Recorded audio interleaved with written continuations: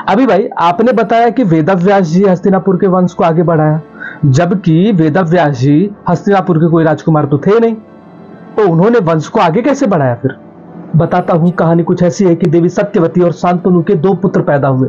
एक का नाम था चित्रांगद और दूसरे का नाम था विचित्रवीर्य। चित्रांगद की मृत्यु बहुत कम उम्र में एक गंधर्व के द्वारा कर दी गई थी, और विचित्रवीर्य जब युवा हुए और राजा बने तो उनकी शादी भीष्म ने अंबिका और अंबालिका से करा दी, परंतु उनकी मृत्यु निसंतान ही बीमारी से हो गई। भीष्म तो अपने वचन की वजह से बंधे हुए थे, तो अब हस्तिनापुर के वंश को आगे बढ़ाने वाला कोई बचा ही नहीं था।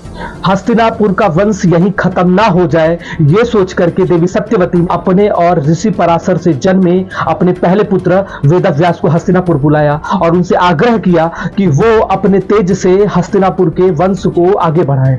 जब अंबिका वेदव्यास जी के पास गई तो उनके तेज से अंबिका की आंखें बंद हो गई, जिसकी वजह से उनको जो पुत्र पैदा हुआ वो जन्म से अंधा, और उसका नाम रखा धृतराष्ट्र।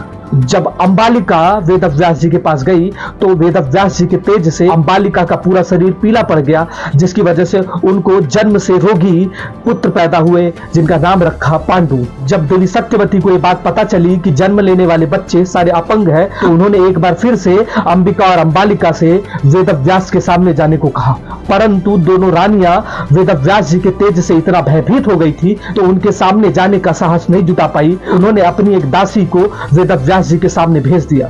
वेदव्यास जी के तेज को वो दासी बड़ी सहजता से सहन कर गई। उनसे पैदा हुए पुत्र महाज्ञानी विदुर, एक दासी का पुत्र, कैसे महाभारत युग का बना सबसे बड़ा राजनीतिज्ञ, इस कहानी को जानेंगे हम अगले वीडियो में।